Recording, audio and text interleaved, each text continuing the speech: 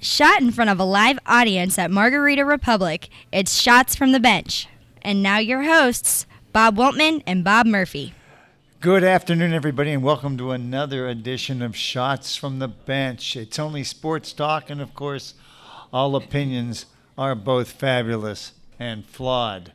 I'm Bob Wiltman. He's Bob Murphy, my cohort, and Greg Malinzuk is behind the scenes taking care of the cameras and trying to keep the sanity as usual. We're here at Margarita Republic in the beautiful Spanish Springs section of the Villages. That's the Margarita Republic, where the food, fellowship, and fun are always seated first. We're here every Monday from 2 to 3, so come on up, down, or over, however you can. If you can't be with us this week, come in next week. We look forward to it, and of course, this is the only sports talk show in the Villages. And that being said, partner, let's kick it off in the first quarter here with a little NFL talk. The die's been cast. Carolina is still the only man standing, and we almost lost them. Almost lost them, but you can always count on the Saints to put up a poor tackling effort. But I do give Carolina all the credit because what a great game. It was up and back the whole time. So I'll be honest with you, I wasn't watching the whole game, but I came in on it like late fourth quarter or whatever, and middle of the fourth quarter. Saints were all over them. I thought for sure this was the week. They're going to go down, but nope, they didn't do it. They survived it. Cam Newton drove them down the field with 1:05 to go. Took the go-ahead touchdown. Ho hum, yeah. How many times has he done that? That's he's really creating a name for himself. He's 5 touchdown passes again. I mean, God, really impressive. And we were talking off camera. He's got to learn to bust a move going into the end zone when he's rolling out like that. He almost got knocked out of the game for a while. So I think he learned a little lesson about maybe slowing up and not taking a touchdown for granted. Yeah, we had some real. That was a real interesting game to watch. The Saints. Their offense have come alive lately, but their defense is about the same. Well, they got Breeze. Breeze is a very, very talented quarterback. So they get that defense fixed. Maybe they'll have a season to put together. But one of the games that started this whole thing rolling was last Thursday. Yeah. And what a wild game that was between Detroit and Green Bay. Green Bay. Detroit rather had I believe it was a 23-20 lead with basically no time left. Running out. Yeah. And so Aaron Rodgers throws a Hail Mary way down the field, and surprise, but even I want to talk at length about that Hail Mary. But by the same token, that's the third game this year that a team has lost, where the other team that was losing had no time left on the clock. Yep. But somebody you can split hairs. The guy grabbed Aaron Rodgers' face mask, and that's by the letter of the law. That's a penalty, and after that, he showed off one heck of an arm for an older quarterback, because he threw that thing maybe 70 yards in the air. That's pretty impressive. A lot of people were talking about how often do teams practice this, and it seems to be from the consensus that the offenses are the ones that practice it more than the defensive players. Oh yeah, it shouldn't be the other way around. And another thing about that game is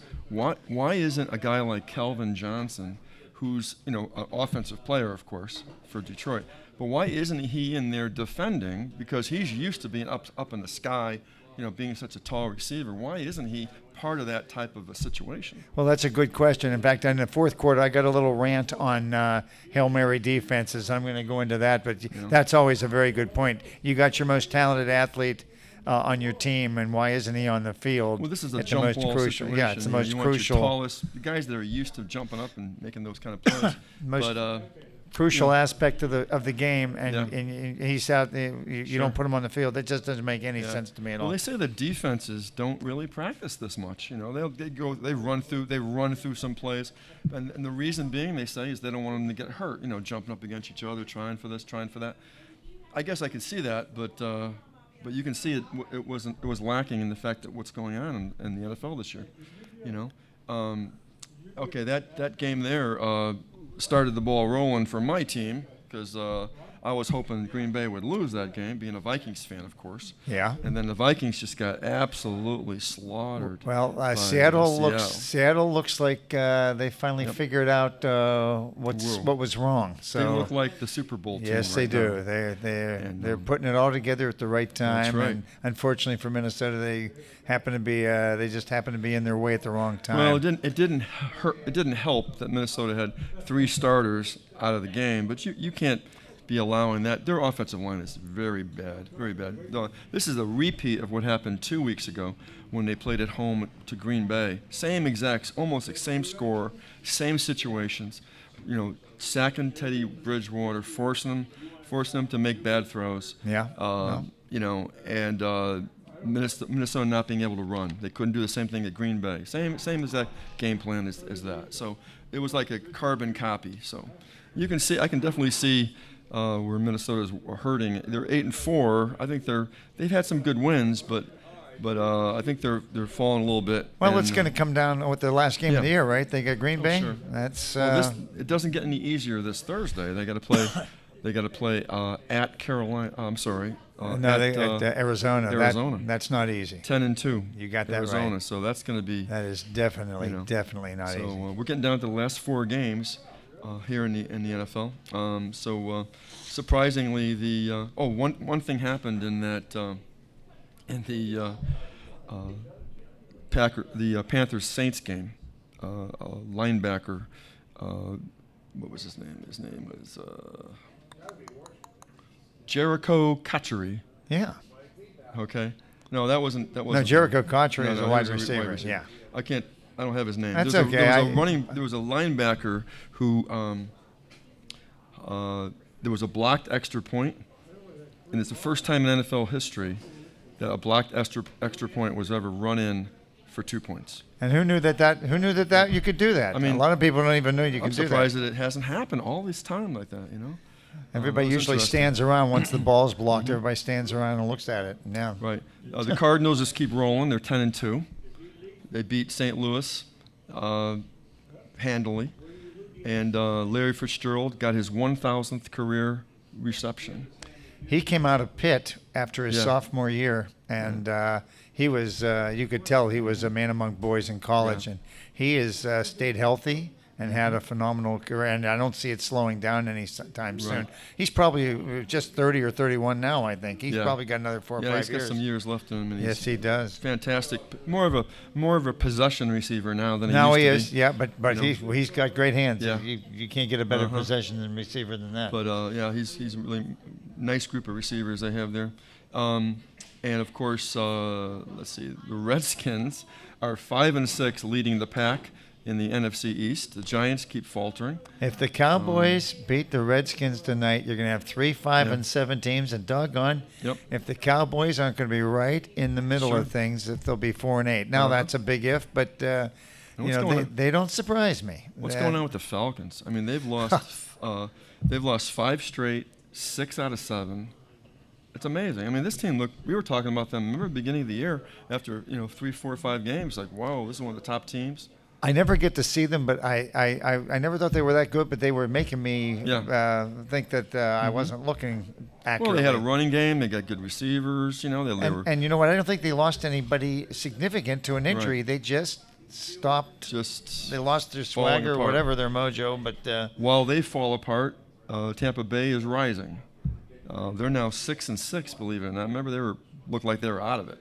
Tampa Bay's they once they get a little consistency going, they're going to be dynamite. Unfortunately, they're still like a lot of young teams.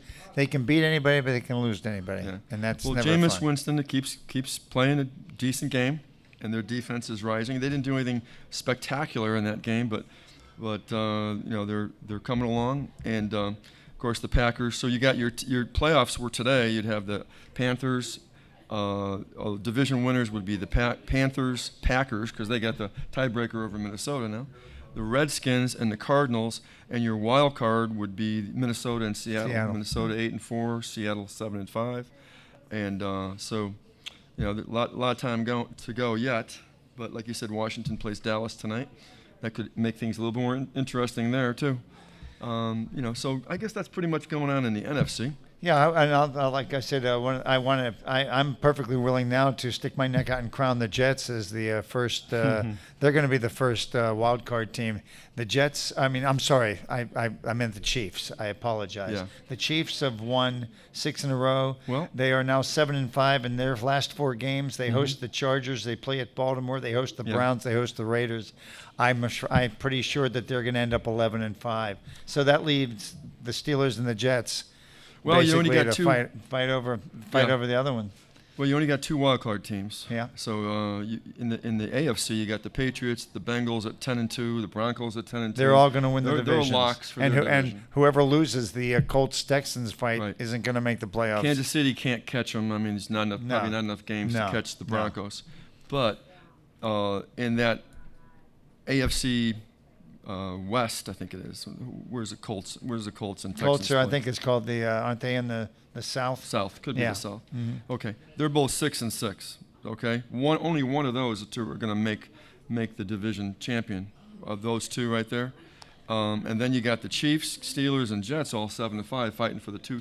3 of them fighting for the 2 playoff spots. To me, and this is just me saying, the Chiefs have Chiefs got look it. like They've they're- already got it. I don't see Chiefs are not going to be any worse than 10-6. They're playing nobody. Well, if they're going to nobody play the last 4 weeks. Then the Chiefs will play the Steelers because I don't think the Jets would be the weak sister of the 3.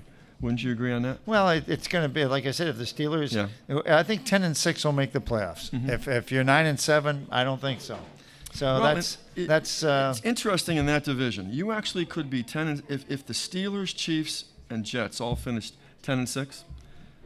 You could have a team that's not finishing 10-6, like in that the Colts with the Texans and in that their division. If the winner's going to get in, the winner of the division. The winner's getting in, but the other team's not going to. So only 2 of those 7-5 or those 10-6 teams would get in. That's what I'm saying. Yeah. So that's how it's going to have to work. Yeah. So it's all. Which.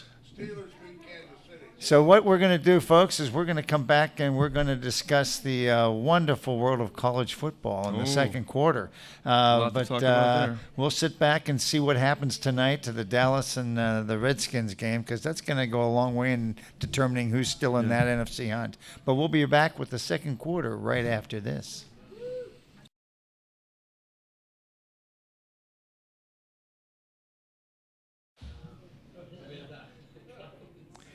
Okay, we're back with the second quarter of Shots from the Bench. And before we get into the college football, one of the things I did want to touch on briefly, partner, was talk about the if I was a betting man, I'd have lost my shirt.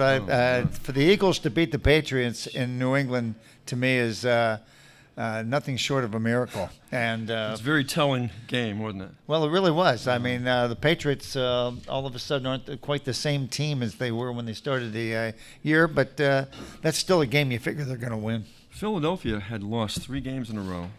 We had no reason to believe they had any shot to win this game, none at all. And yet the Philadelphia defense played great. They sacked Brady 4 times, they intercepted him twice. Just totally dominated. Really, I mean, they fought him off at the end there, but very, very bad loss. Well, very bad loss. That is a bad loss, and what they have to do is they've got to get themselves righted, because this Sunday, the next game, they're playing at Houston. Now, Houston's back is up against the wall, and they're at home. They lose this one, they are basically they kiss their playoff or title hopes goodbye. If they're having trouble with Philadelphia's defense, wait till they go down to the Texans and have that kind of trouble. Well, we'll see what happens. They may get 1 or 2 of their players back. Sure. Everybody's on a it's a game day decision type of thing. There was a play in that game, the New England-Philadelphia game. I thought, to me, was probably the play of the year. In my right up there in the mention of the play of the year. Did you see that? It was Tom Brady. He caught a 36-yard pass. Did you see how that happened? No, I didn't see that. Okay, Tom Brady's calling the signals. Mm-hmm.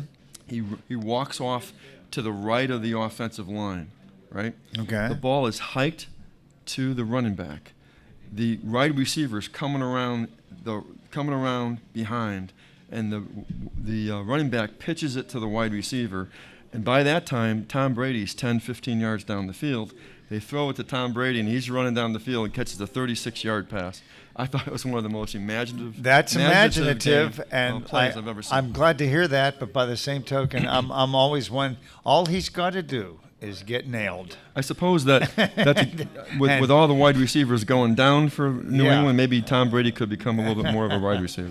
Well, but no, that's interesting. But like I said, we got not only does New England have to go to Houston, but depending on what happens tonight, Dallas going to Green Bay next week is really, really going to be significant. Even though I think Green Bay is going to pretty much handle them, I think it's still going to be, I think that's a big game that everybody should be watching. Kansas City winning their sixth in a row.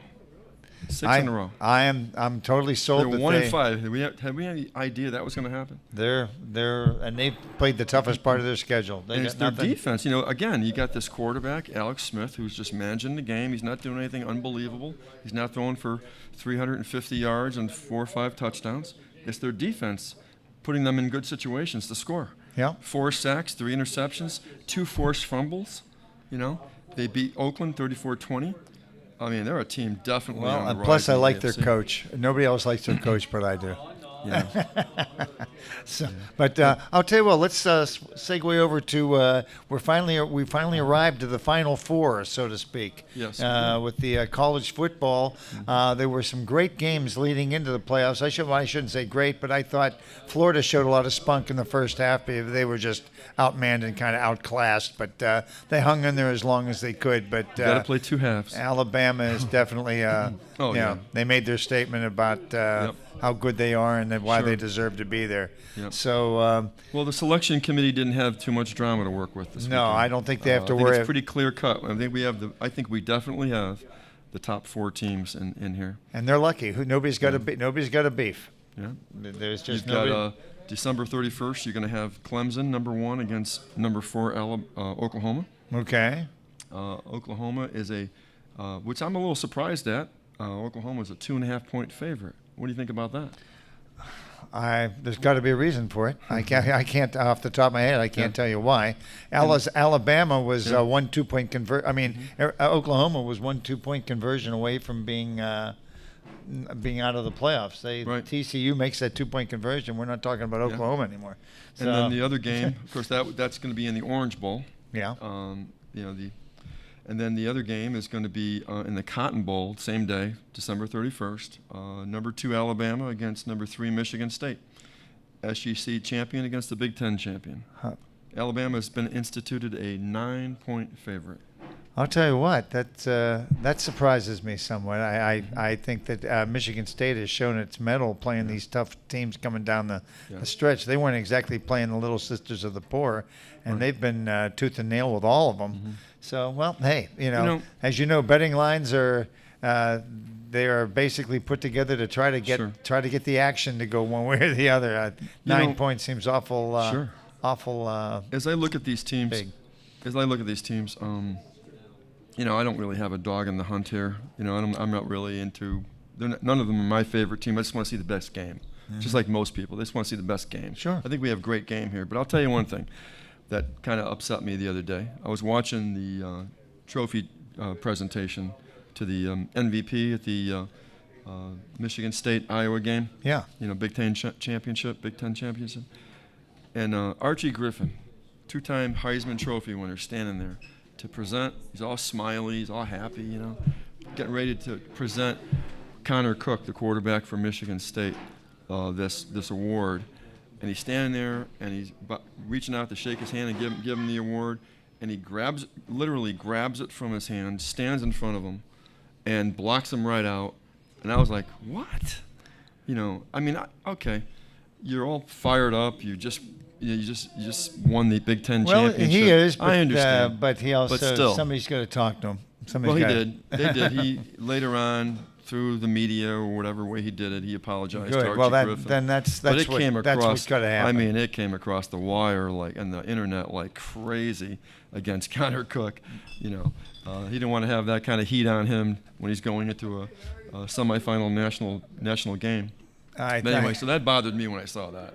I'm sure he would, like I said, and I'm not making any excuses for him. I'm sure he was very ecstatic that they won the big game. Mm-hmm. By the same token, I think that you have to be able to put yourself in a situation where you know what's appropriate and what isn't appropriate. And Well, lots of times when you don't have a team you're rooting for, you're kind of looking for a reason why you're going to root for this team or that team. That might be a reason why I might root for Alabama. I don't know. In that particular game. all right. Well, whether we root for them or not, I think Alabama is going to. Yeah, look, I think so too. They're looking like the. I'll look forward to seeing that. Yeah, I'm sure anything can happen, but I'm very of the four teams. Sure, I'm the- impressed yeah. with Michigan State's Yeah. defense, but I'm more impressed with Alabama's all-around Oh team. yeah, all-around game. And of course, the winner plays January 11th in Glendale, Arizona, at the University of Phoenix Stadium for the championship. I think that's going to be a great semifinal, great game, great season they had, and just a great tournament. It's going to happen. I'm really looking forward to it. Well, you know what? One of the things, in fact, I'm going to ask you to come up with a couple of your lists, but I was looking through the paper, and it is amazing to me Oh, how many bowl games? how many bowl games there are, and if you're 7-5.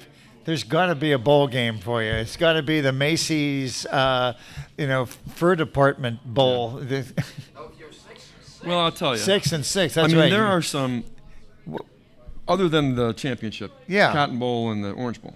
There's still some credible football games. Oh, I understand. I mean, understand. You got The sugar. okay, I'm going to include. I'll even include, because of the teams in it. I'll include the Russell Athletic Bowl because it has North Carolina and Baylor in it. Okay. That's All right. worth watching. All right. Okay. Then of course you got the Citrus Bowl here in Orlando. All right. That's worth watching. Florida against Michigan. And then you got the Fiesta Bowl, great game. Notre Dame, Florida State. Notre Dame, Ohio State. And Rose Bowl, Stanford and Iowa. Yeah. Great game there. Sugar Bowl, another good game. Oklahoma State and Ole Miss. But here's where it gets kind of weird. May I? Go ahead. Here are some of the bowl games that you probably won't be seeing. I don't know if I This should year. read all of them, but there's an No, awful don't lot you have of to them. do them all, but Okay. you got the list. Let's hear it. I'll give you a bunch. There's a bunch. The Air Force Reserve Celebration Bowl. Oh, right. You can't beat Elkhorn that. State, NCA&T. All The right. Cure Bowl, San Jose State and Georgia State. Ooh. The Royal Purple Las Vegas Bowl, BYU and Utah. That might even be a good game. I was going to say, but don't they play each other all the time? It seems to me like they played each other during the year and they get to Well, play. maybe that's another- why it's Royal. Okay. I don't know. The Raycom Media Camellia Bowl. Woo! Bet you couldn't tell me who's in that one. I wanna know Ohio where- versus Appalachian State. Ohio and Appalachian State. The Now, R you and L Carriers New Orleans Bowl. Arkansas State and Louisiana Tech. The Farmers Idaho Potato Bowl. Oh, come on. That one you got to see. I think Potato Bowl. I think Akron's going to mash Utah State. I love it. That's good. They're gonna fry them. They're gonna Sorry fry about them and mash them, and yeah, that's right. The Akron Zips, absolutely. The San Diego County Credit Union Poinsettia Bowl. Boise State versus Northern Illinois. Now you can make a deposit while you watch that game. Northern Illinois is a great football team, by the way, so don't ever underestimate. We're not knocking them, but I like No, what no. the bowl is what we're talking about. You're right, though. I think. Then you Northern got Illinois- the Hyundai Sun Bowl, okay. Zaxby's Heart of Dallas Bowl. You can have a piece of chicken while you're watching that. My favorite name is, by the way, the Tax Slayer Bowl. You got to love the Tax Slayer Yeah. Bowl. Yeah. Who's playing in the Pinstripe Bowl in New York this year? We have that. Oh, that's the new era Pinstripe Bowl is Indiana and Duke. All right. There you go. A lot of points being scored there. There's going to be a 55-54 game there. Now even Belk's, which is a store around here, they have their own bowl. They're the Belk Bowl. The Belk Bowl. NC State and Mississippi State. All right. NC State, who I think is probably at 500, right? Or did they end up with a And winning we even record? got the Margarita Republic / Shots from the Bench Bowl. All right. Who's in that one? Well, it's was gonna it's to say- be that one's to be determined. I think that might be Santa Cruz Banana Slugs playing somebody in there's that a one. lot more, but I think you get the picture. That's right. You get the picture on that. There's a lot more. Well, the point is we've made our run. That is the the bowl situation, believe it or not, and we're going to regroup. We're going to go back into the. We're going to go back and hear what Coach Greg has to tell us about our time management skills, and we'll be back and see if we can't do a better job in the third quarter. We'll get a little NBA update from Bob, and we'll also throw some trivia out at you and some great quotes. We want to hear if you know who said these quotes. So we'll be back with the second half, but the coach allows us right after this.